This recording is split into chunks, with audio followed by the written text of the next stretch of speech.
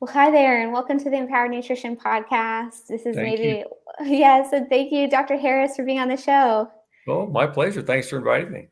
I'm so honored to have you. I think omega-3 fats are if not one of the top, if not the top, maybe one of the top three most important nutrients to learn about. I don't know if you call it a nutrient, it's a fatty acid, but in the world of nutrition, I think in my mind, the Venn diagram is like what's something that really profoundly impacts health, and people don't understand their need for it well enough. There's a lack of it that people aren't aware of, and for very few things that you have crossover of that. It's like, Yeah.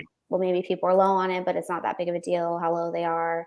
Or maybe it's important, but they're not low. But I would say the omega-3 fats are maybe the top in terms of like people are low and they don't realize it. And it's extremely impactful on their disease risk. So Yeah. I'm thankful for this. And it's easy to change. So, Yes. Yeah. Yeah, exactly. So maybe, we're going to skip over kind of the more basic things. And what we're going to do is we're going to link in the show notes to a couple interviews you've done with really great hosts where you kind of went over the basic things of like, what's an omega-3 fat? What's the molecular structure of it? And kind of get more into the sort of like where the rubber meets the road, if that's okay. yeah. Okay. So, well, maybe let's just start with, tell me more about what the research shows in terms of what health concerns are omega-3 fats going to help either improve that health challenge or like avoid a future health problem. Yeah. That's a good question because the omega-3s have benefits really across about all systems. Yeah. That's where some of our research recently where we published that people that have higher omega-3 levels in their blood, meaning they eat more omega-3, simply are less likely to die in a given time. Yeah. It prolongs life. And so that's not just heart, it's not just liver, it's not just muscle, it's not just brain. Yeah. It's everything does better. Yeah. But we always like to look at specific things. And of course, the one of the markers of bad health that the omega-3s can help fix is a high triglyceride level. Blood levels there's two different kinds of fats in the blood. One's triglycerides, one cholesterol, that are measured at a typical lipid panel with your doctor. And the omega-3s, although they don't change cholesterol levels, they do lower triglyceride levels. And that's a good thing. Having a lower triglyceride is a marker of better metabolic health. And they do that. I don't know if you want to, we'll get briefly, the way they do that is it's kind of a double whammy. They have an effect on the amount of triglyceride that you actually synthesize yourself, you make yourself, because we can make triglycerides, which are just another word for fats or oils. We make them in our liver, and we make them from carbohydrates. And so the omega-3s slow down that process of making the triglyceride molecule because they affect certain genes that get turned on and turned off, but they lower the synthesis rate. So the rate at which triglycerides are dumped into the blood is slowed down. And secondly, they have on the other side, they activate the system by which the triglycerides are removed from the blood. So there's an enzyme called lipoprotein lipase that's inside your blood vessels that gets turned on, and it helps suck the triglycerides out of your blood and stick them into other tissues. And so that double step, the omega-3s lower triglycerides by both mechanisms. Other factors, omega-3, certainly higher levels of omega-3 associated with lower blood pressure. That's been seen. And also with what we'll call thinner blood that's less likely to clot. And, of course, we want our blood to clot when we cut. Yeah. But you can be too prone to blood clotting, and blood can clot at inappropriate times, which is part of the mechanism of actual heart attacks or maybe even strokes, is where the blood clots in the artery of the heart or the brain. That's bad. Too much clotting. Too little clotting, of course, you bleed too much. So you got to get a sweet spot in there. And the omega-3s kind of shift that. But in America, we tend to be more, because of our overall diet not being very good, we tend to be more likely to clot. Our blood is a little thicker. It's not really thicker, literally, but people think of it in terms of thickness. More likely to clot, and we need to kind of move back toward the middle where you're just right. No risk for bleeding, but no risk for inappropriate clotting. And the omega-3s do that too. So those are some of the things. I guess probably the fourth thing might be the omega-3s actually will slow your heart rate. Not a lot. Again, you don't want to change it too much. But it's been noticed many times that people who have higher omega-3 levels just have lower heart rates, which implies a little bit better fitness, cardiorespiratory fitness. So those are four things that the omega-3s do in metabolic health, I'd say. Okay. That's so helpful. And I was just working on a manuscript related to gestational diabetes, and I was seeing a fair amount of papers on omega-3s. And so I'm wondering if you feel like what's the consensus on like blood glucose control, insulin sensitivity? Do you think the omega-3 fats play a role there? I do. It's a little harder to see. The studies that have tried to, prevent. I'd have to look at studies that have looked at trying to prevent gestational diabetes. I haven't looked. Sure. Lately.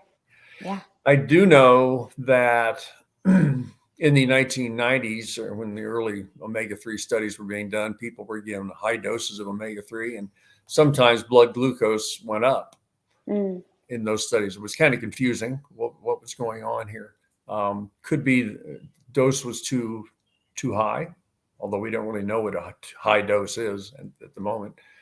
More recently, though, we've looked at a very large swath of people around the world in kind of a pooled analysis of lots of observational research studies where we knew their omega-3 blood levels, and then we knew who over time developed diabetes and who didn't. That's really the most concerning.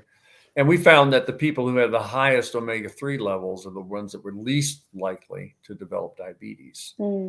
By the way, the people who had the highest omega-6 levels in their blood also were the least likely to develop diabetes. It was one of those things where the omega-6s and the omega-3s both have the same kind of relationship with health. Higher levels are better. So yeah, the omega-3s do affect the way the blood cells, or not the blood cells, but the muscle cells in the liver detect insulin and how they interact with insulin and glucose. But it's a pretty complicated story, and I don't think it's really well sorted out. Okay. Yeah, that's so interesting. And I'm curious if you have like anything you can share in terms of if I'm listening to this episode right now and I'm wondering and I'm thinking, okay, yeah, you don't need to tell me omega-3 fats are important. And I already know that. Everybody knows that, but I'm sure I'm fine. I ate some tuna last week. Once in a while, I'll go out to sushi. I think I'm good. What's the prevalence of low omega-3 status, like say in the American population, if that can even be known? How likely is this to be a problem? And for like, do we know anything about like in what populations are like more at risk? Sure.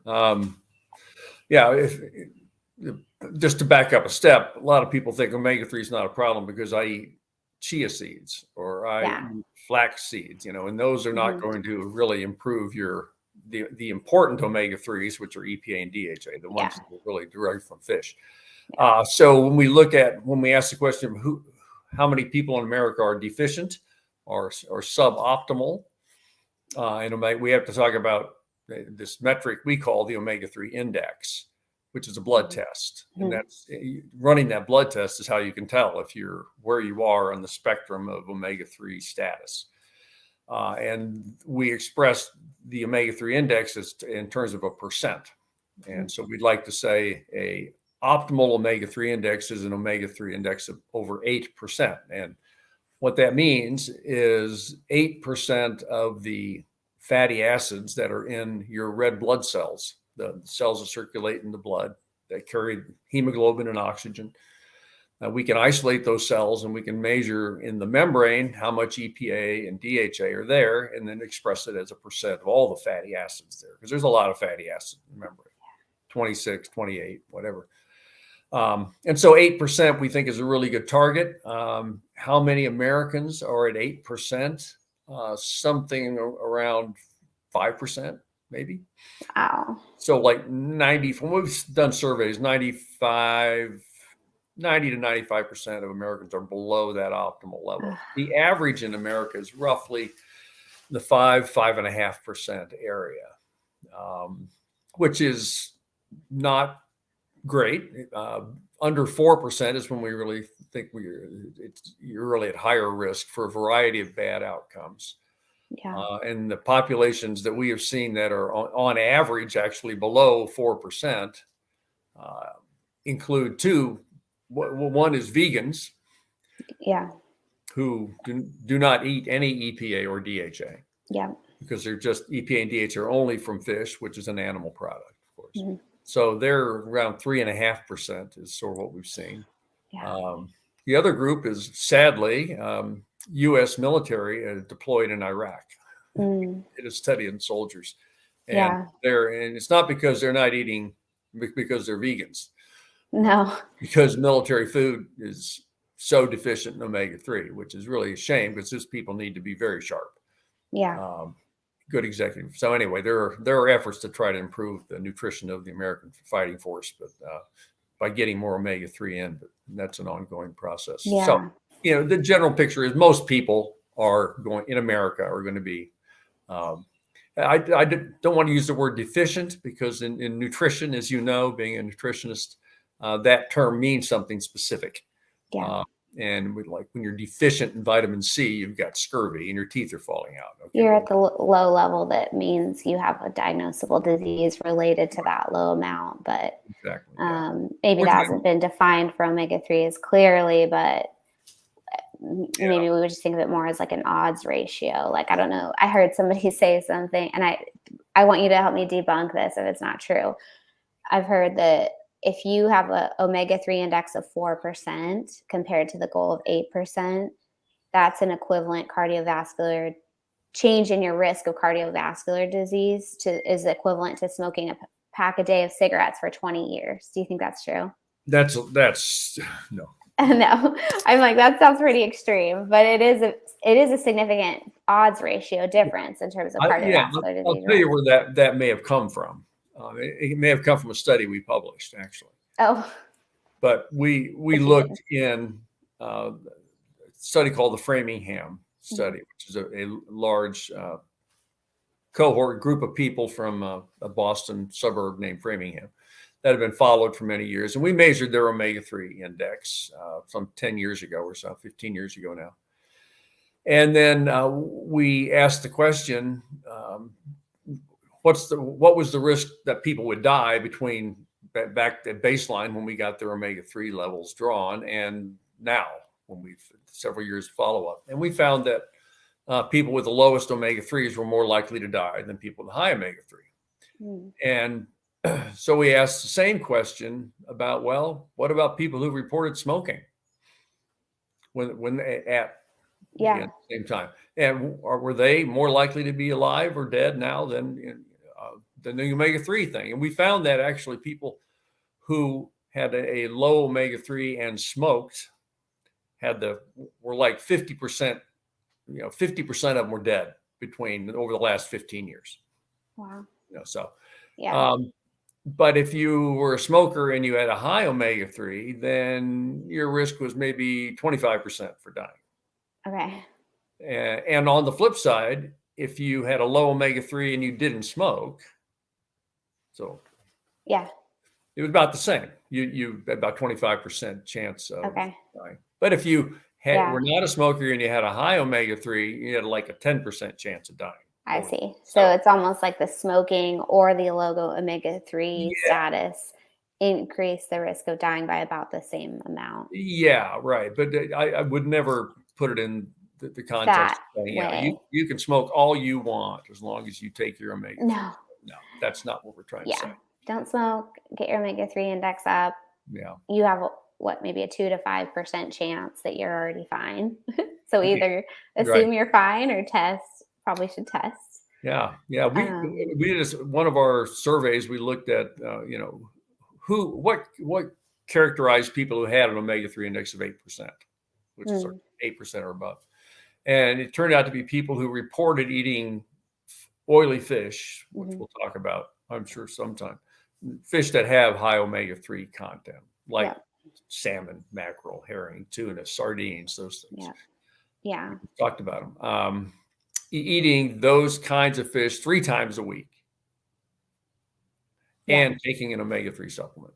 And the omega-3 supplement. So that the average of people who reported those 2 things, I take a supplement and I eat fish at least 3 times a week. On average, they were about 8%. Wow. Okay. Everybody else was lower. So it's not, it's doable. Yeah.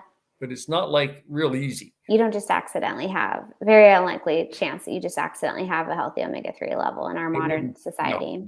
No, it's very rare that if you don't go out of your way to eat, if you don't eat omega-3s, you're not going to have much in your blood.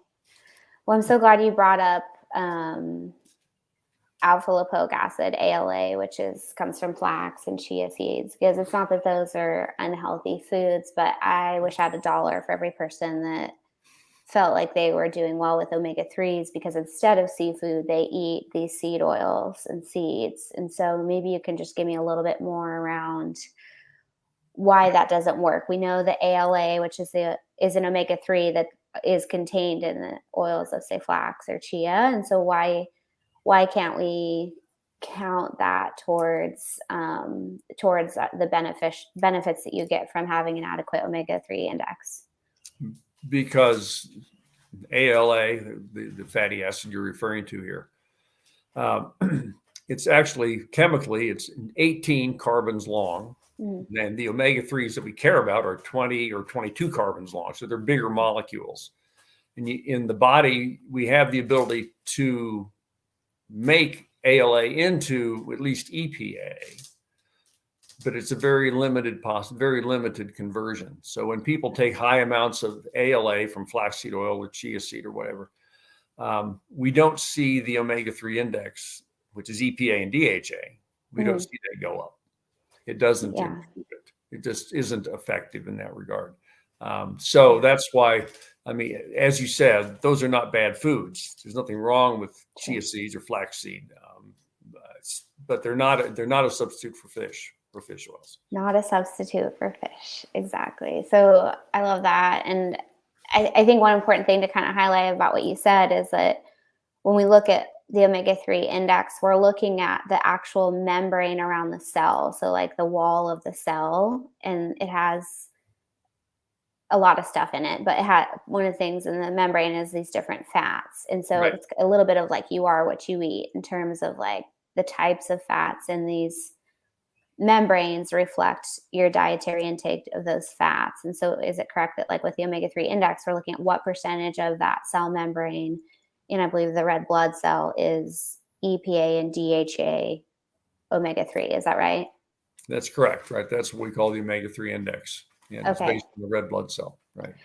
And so what do we know about the mechanism whereby omega-3s actually impart these health benefits? Does it have to do with the way that they change the cell, or is that kind of like the fact that they're in the cell membrane is just kind of an aside and they have some mechanism that is independent of that? We think that's an important part of the mechanism, because like you said, there's a lot of things in a cell membrane. Cell membrane is not just the wall around a cell, and it's kind of very simple. It's very complex, and there are, in order for the cell to know how to be healthy, it has to know what things to bring in from the outside, and it has to know what trash to get rid of from the inside.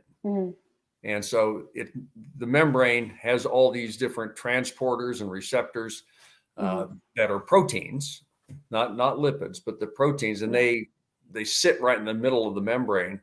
And the fatty acids, what we call phospholipids, which contain the fatty acids, make up the sea in which these things float, these proteins float. And if the the membrane is more fluid, then these proteins work by changing their shape. Enzymes work by changing their shape, physically changing a shape. Yeah. And so they got to be able to, if they're in a membrane, if the membrane's real stiff, they can't move quite as well. They can't reach out and grab a good thing and bring it in, or they can't take a bad thing inside and take it out. They're just not, I mean, this is simplified, but general idea. And so if the membrane is optimally fluid, then these membranes, proteins that do all the work, can do their work better. And so that has implications across everything. And part of it is inflammation, which we really haven't talked about, but that's probably one of the most important reasons why having a high omega-3 for a long time, not just a year or two, for maybe your whole life, is associated with lower risk for lots of different diseases, because inflammation, chronic low-level inflammation that most people don't even know they've got, is blunted down by having a high omega-3 level. And that all plays into how the cells are responding to these little noxious bad guys knocking on the cell door saying, I want to come in. And the cell says, no. We create a lot of inflammation inside the cell just through like energy production in the mitochondria. And so maybe it sounds like what you might be saying is your body gets exposed to all this, whether it be endogenous or exogenous inflammation. The cell has to handle that, and it requires that, in order to do that, requires that these proteins embedded in the cell wall be able to change shape. But if the cell wall is very rigid because it has rigid fats in it, those proteins in the cell wall can't do that function of addressing the inflammation as well. And so therefore you sit at like a higher baseline almost, whereas like an omega-3 fat is more flexible. And so it's going to allow the cell membrane to be more flexible and allow those proteins to change shape. Did I get it right? That's a good summary of it. Yeah. Okay. Are there any direct anti-inflammatory things about omega-3 that we know of that are independent of that cell membrane story? Or do we think it might just be the cell membrane piece that is like what's driving the inflammation lowering? Right. Because there are some other molecules that are not part of the membrane. And we'll call them, these are sometimes called oxylipins, but these are metabolites of fatty acids, things that the body uses fatty acid as the ingredient, the substrate, as we say, to create a vast array of molecules that have pro or anti-inflammatory effects. Some of these originally called prostaglandins. That's a big category. And then there's leukotrienes, and then there's a bunch of things called resolvins, protectins. These are molecules that have been discovered over the last 20 years that are made from EPA and DHA. So if you don't have EPA and DHA on board, you can't make these molecules. And these molecules are actively involved in, when these molecules are made, they activate a system to shut down inflammation. Yes. Okay. Amazing. And this is a question that I actually get a fair amount that might be kind of niche, but I'm wondering if you have opinion on this. Speaking of resolvins, there's supplements now called SPMs that basically summarize themselves as like, okay, this is a concentrated supplement that has the inflammation lowering elements of fish or fish oil. And so it's meant to be taken to lower inflammation. And so what the question I'll get a lot with that is,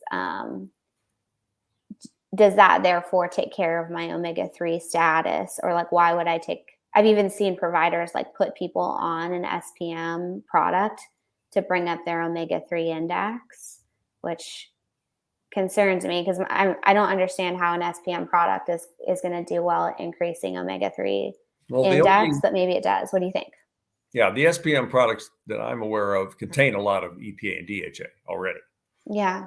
And then they have a little bit of these SPMs. Just one of my favorite little soapboxes to get on.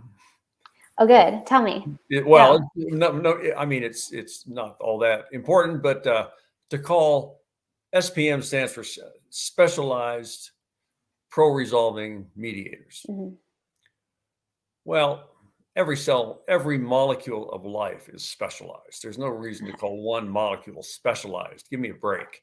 I mean, water is incredibly specialized, I mean, very unique. It's cheaper than an SPM, though. I don't like SPM. I mean, inflammation resolving IRMs, that's fine if you want to do that. But back to your question, get off the soapbox. I think it makes a lot more sense to take EPA and DHA and give them to your cells. And there are hundreds of molecules we're talking about being made here. And in these SPM products, there may be one. And there's no evidence that I know of that taking one of those products instead of taking a fish oil has any additional benefit. Yeah. You just pay more for them, of course. Yeah, I was going to say, you can get quite a bit of good fish oil for the price of the SPM. Yeah, right. And I would give the body what it needs, give your cells what they need, the EPA and the DHA in raw form, and let the body make the balance of omega-3s and omega-6s and DHA products and EPA products that it wants. Yeah. I think it's too premature to jump on the SPM bandwagon. That's a great point, especially if we know that most people have low omega-3 index. Right. Why not bring up the omega-3 index first before you start thinking about that? And every study that's been done asks the question, if you measure all of these specialized molecules that get made from omega-3s and measure them in the blood, and then you measure the blood omega-3 level, it's a direct relationship. The more EPA and DHA that are available in the blood, the more these things get made. So just let your body do the work. Yeah. Yeah. I mean, I think that's a really important point. And I like how you kind of alluded to this concept of getting closer to what humans are naturally sort of wired to have in their diets. And so I would say that there's only a couple nutrients where it's like, okay, in my opinion, this is going to be controversial, but in my opinion, there's a few nutrients, and in this case, fatty acids, where it's like, this alone disproves the idea that a vegan diet is correct for humans. Like B12 is the other example for that. Like you need B12 to live. You cannot get it from plants. And I'm not anti-plant. I have people eat tons of vegetables and plants, but the idea that you don't need animal proteins, I think is disproved by that and by the EPA DHA story, in terms of, like, you already talked a little bit about ALA, and then just the way that when you get to more of like the root of what you need, you're going to have this. It's so eloquent, the way that omega-3 fats, EPA and DHA, I think what you're saying is it goes down so many different systems that it's like, you can't replicate this. You can't simplify this. You can't hack this. The body needs these fats, these omega-3, EPA and DHAs. And if you're not getting that, there's no substitute. Kind of like there's no like alternative to vitamin B12. Like, does that kind of sound like what you're saying? Does that resonate with what you would do?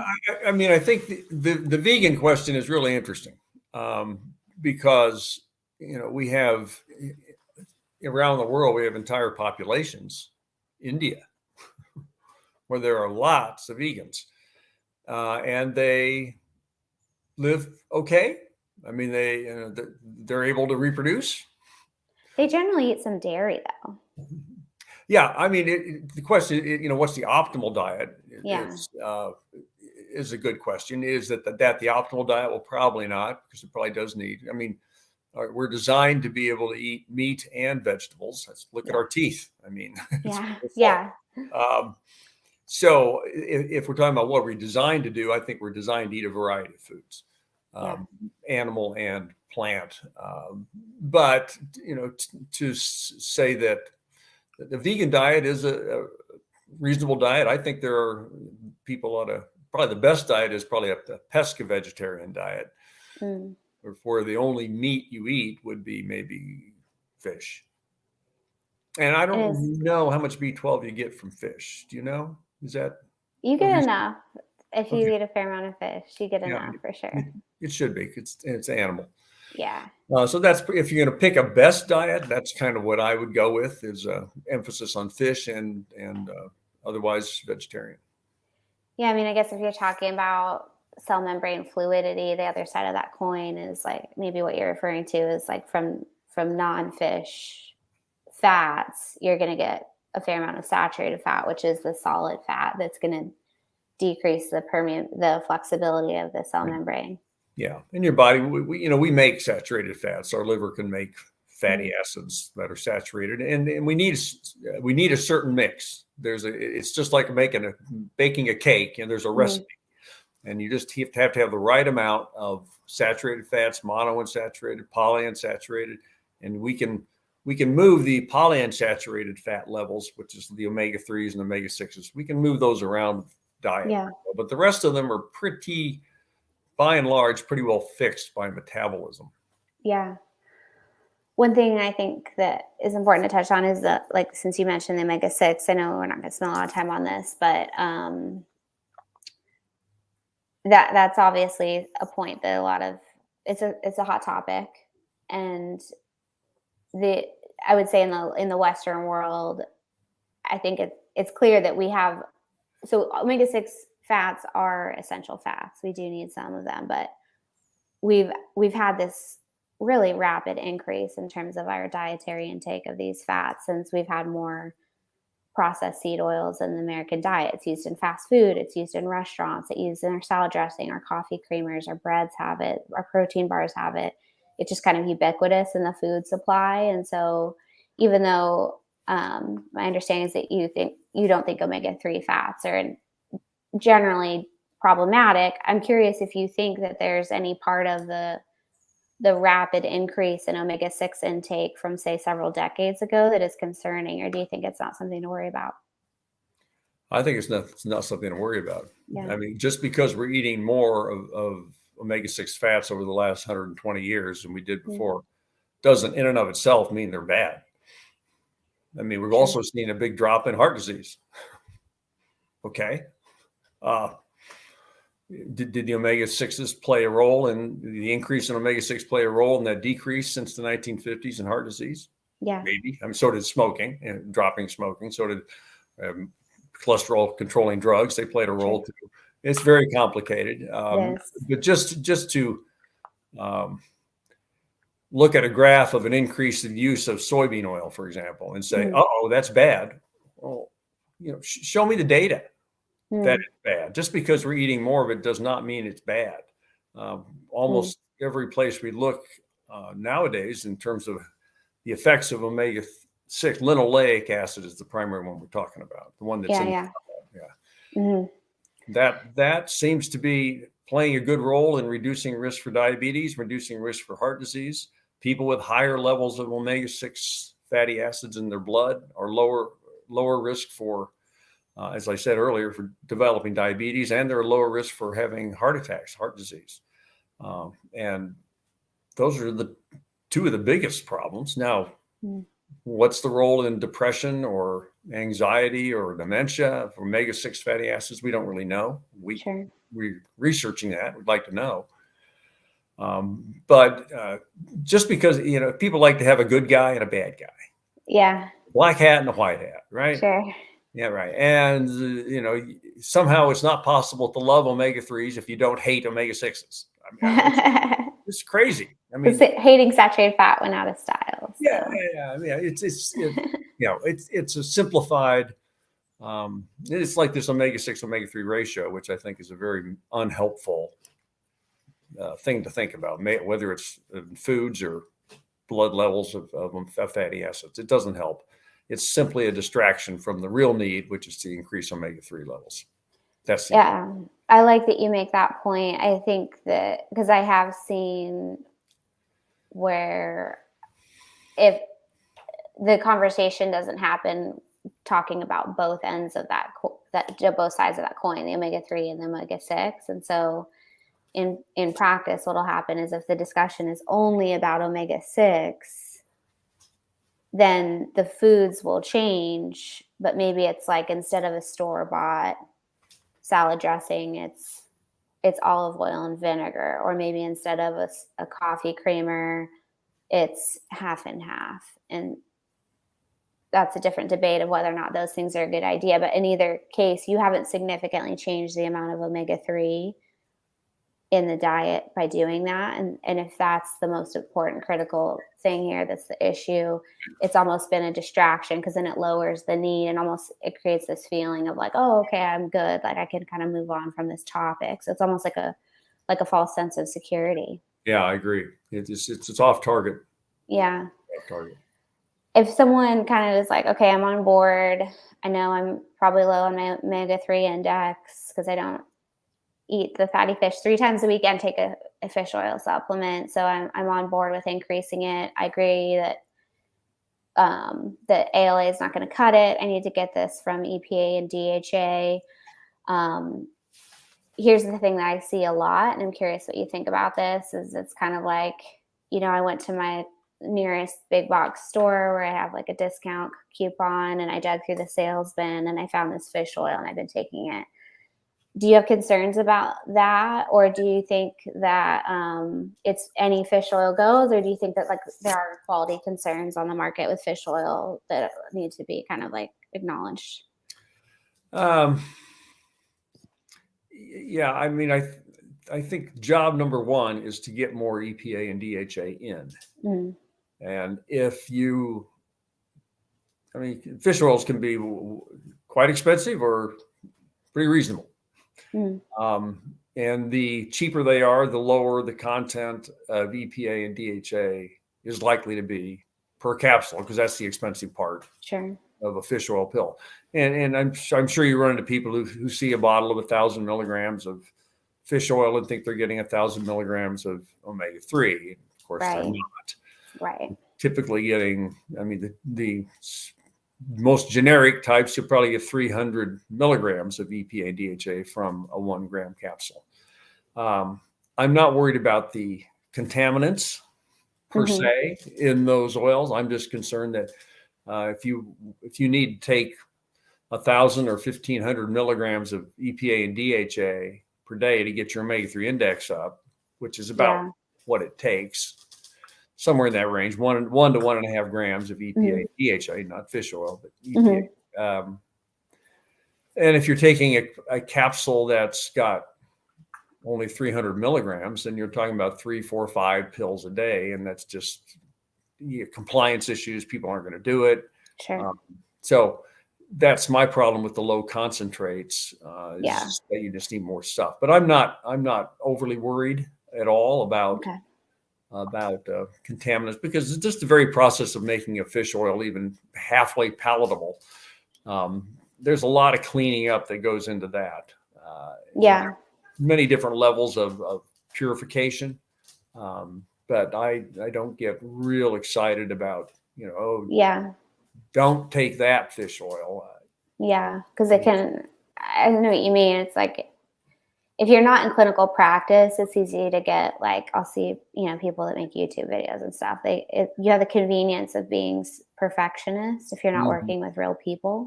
Right. But in real life, if you insist on perfect, elite fish oil, sure, you're going to have a lot of people that just say they can't afford it. Right. Where the best becomes the enemy of the good. Exactly. Yeah. Just to kind of circle in on this. So you're saying, when we look at, I'm trying to pull out like my fish oil here, but like when we look at the amount of EPA and DHA together on our omega-3 supplement, so not the total weight of that pill, but the EPA and DHA in it, we want that in combination with our diet to total at least 1,500 milligrams a day. Is that right? Yeah. In a study we did a few years ago, we looked at how much omega-3 EPA DHA does it take to get you, get your omega-3 index up to 8%. And it turned out that if you're starting at 4%, which is a little low, actually, if you're starting at 5%, which is maybe typical American. Starting at 5% and you want to get to 8%, it takes about 1,000 milligrams a day EPA, DHA to, Mhm. on average. Now, there's a lot of variability in response, but this is why you do the testing. So you Yep. can, you can know how you respond, but aim Right. for about 1,000 milligrams of EPA and DHA a day. Okay. And that will, on average, get you up toward 8%. Okay. If you stick with it and do it and actually take it Yeah. with food, Yeah. so it's best absorbed. And Yeah. Okay. And I mean, from 5 to 8%, it's going to vary, but what would you say would be kind of like a typical middle of the road amount of time, like that it takes to get there? We're talking 3 months, 12 yeah, months? 3 months. I mean, that experiment I just talked about, the average duration of supplementation was about 13 weeks. So that's a little over 4 months. It's not too bad. And then you probably have to keep 3 months, supplementing a little over to 3 stay months. up there. Yeah, 3 to 4 months. Right. Mhm. Okay. And then to stay there, you probably need to, maybe you could back off a little bit, but you can't just completely drop off. No. If you drop back, it'll go back down. Yeah. You're not. It's not like the cold. You're not getting cured from something here. Mm. You have to keep that level of supplementation going. Okay. And you had mentioned food sources. So I always tell people like smash tea. I'm sure you've heard smash or smash tea. So it's like salmon. And usually most people just stop there because the rest of them gross them out. But it's mackerel, anchovies, sardines, herring, and then the tea is trout. Tuna. And that's trout. Well, smash tea is the low mercury, but I know how you feel about the mercury, but that's like the low mercury, high omega-3. But then you're getting right into it. A lot of times people say, well, can I just eat tuna? It sounds like you're not too concerned about the mercury threat there. I'm not too concerned about the mercury. I think it's it's overblown. I agree. I mean, it's not that you can find examples of people that have had, eat canned albacore tuna, 7 times a week. Yeah. And, okay, fine. That's not what we're talking about. But albacore is the white tuna is certainly about twice as much omega-3 as chunk light tuna. Mm-hmm. Yeah. Yeah. I used to work in a clinic where the empanelment was mostly Adventists, like Seventh-day Adventists. And so they ate a lot of fish. And we did a fair amount of a panel that included some heavy metals, including mercury on the panel. I never saw high mercury in anybody on that. So, and the whole definition of what high means and what high, who decided that number is high, sure, is another issue there, because typically they add like 10-fold safety buffers to this thing. So if you're here's the real danger level, well, let's say then it really ought to be way down here. And people, and it's anyway, we published a large review looking at the relationship between fish intake and child development. Oh, it's so good. Just where the issue really is. Yeah.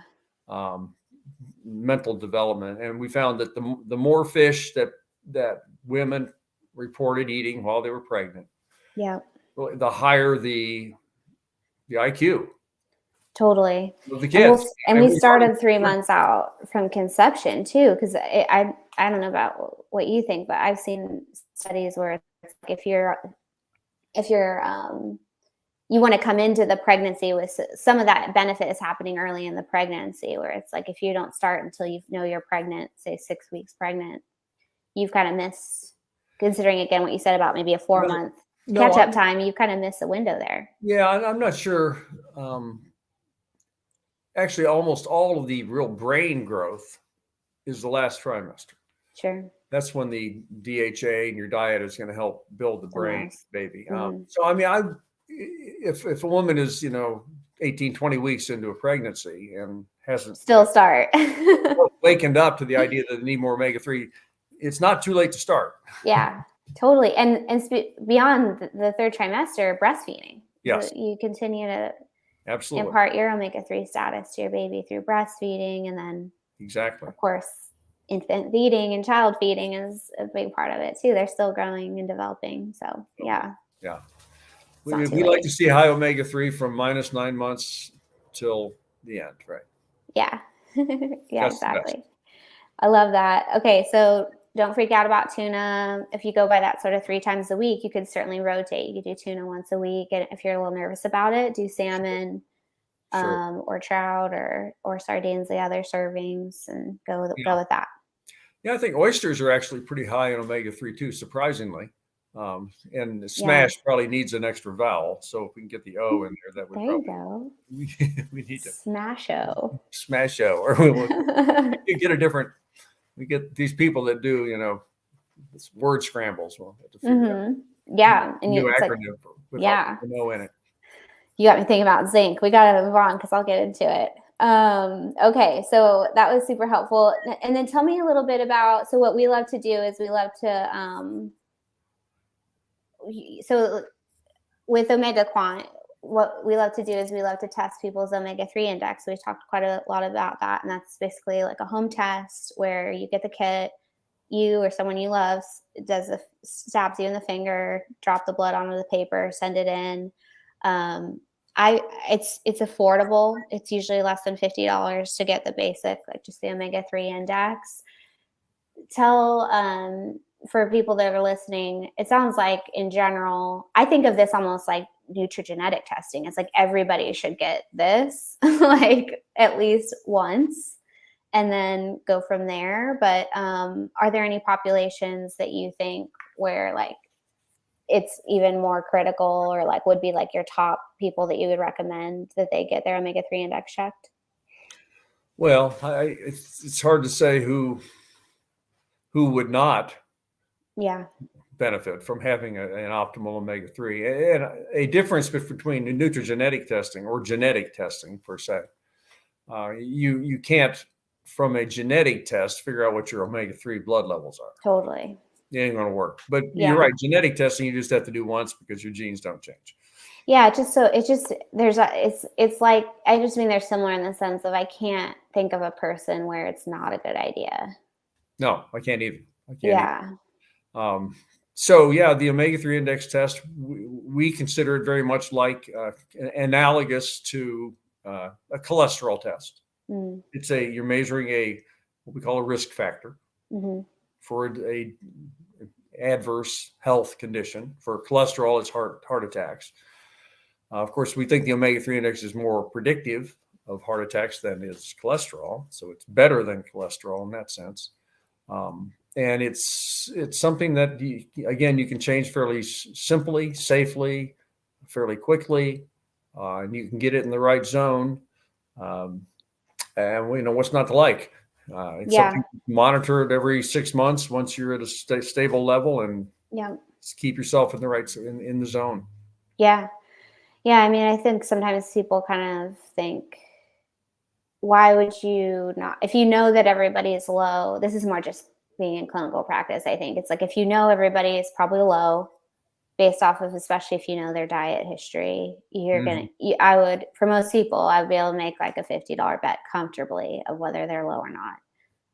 So why even test? Right. But what I find is that it helps with planning the dosing of the omega-3 supplement, planning the duration of it, planning how soon to check back in, and honestly helping people feel more confident that they should be taking this gigantic fish oil pill every day that they maybe don't love taking. It's like you have to pay for it, you have to swallow it. I find that like in real life, it helps to kind of know if this is needed or not.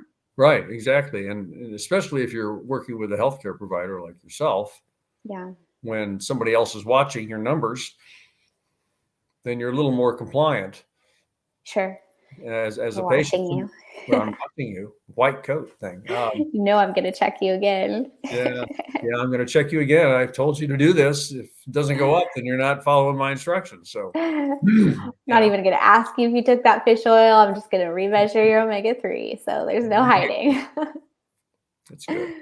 Well, last question is, I'd love to hear this. I'm in a doctorate program and we're doing like a Cochrane review right now. And so I'm very fascinated by like, what's emerging in the world of nutrition research. So maybe considering you started the Fatty Acid Research Institute a couple of years ago, $1 million question. Like, what's next for omega-3s? Like, where do you see the research going? What are the important questions right now?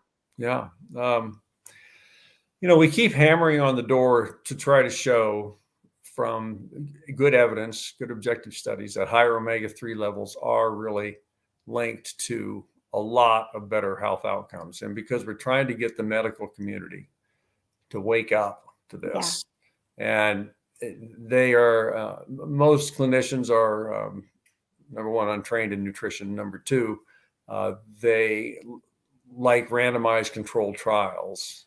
Yeah. That's the drug model. And if your omega-3 drug or your omega-3 treatment doesn't fix some disease in 2 or 3 years, starting when you're in your mid 60s and you've already got disease, it doesn't fix something. And the author says, well, the omega-3s didn't work, didn't reduce risk of heart attack in this, my 4-year study, where people are already on statins and everything else is already, optimally controlled. And you're the doctor, you think, well, I guess omega-3s don't work. And they're asking exactly the wrong question. Yeah. It's not don't look at omega-3s as a drug, look at them as a lifelong nutrient. So it's been an obstacle to get the medical community to wake up to this. Somehow they woke up to vitamin D much faster than they woke up to omega-3. Yeah, it's weird. And weird is right. Maybe it's because vitamin D testing was easier. Maybe because lipids confuse people. Yeah, and vitamin D pills are small and they don't taste bad. So that's another thing, I guess. But in any event, the Omega-3 Research Institute, the Fatty Acid Research Institute, we are interested in all fatty acids and their relationships to health, not just omega-3s, but most of what we do is omega-3. And we have a study coming out, would be published or reported at the nutrition meetings this summer, where we looked at omega-3 levels in a large population in Great Britain called the UK Biobank. And we found that, we've known omega-3s play a role in eye health and brain health. So it just occurred to me that omega-3s might play a role in hearing loss, because it's another sensory organ that's inside your skull. Yeah. And we found that is exactly the case. People who had the highest omega-3s were the least likely to report having problems hearing, and especially in crowded rooms and around tables at restaurants. So there's maybe a role for omega-3 in improving your ability to hear, which is it's the most common sensory deficit of aging we have, is hearing. Yeah. And so that's interesting. And we're also interested in omega-6s too, as well. And again, we published that omega-3 levels are linked to higher or lower risk of mortality, greater longevity. We don't know if that's true for omega-6s. It may or may not be, but we want to explore that question too, because people have a question about that. Yeah. And, and then we're also interested in omega-3 and levels and risk for suicide, other things like that, where depression plays a role. Yeah. And so our job is not so much to do these big randomized trials, because we're not a drug company. We haven't got that kind of money. We're not the NIH. We haven't got that kind of money.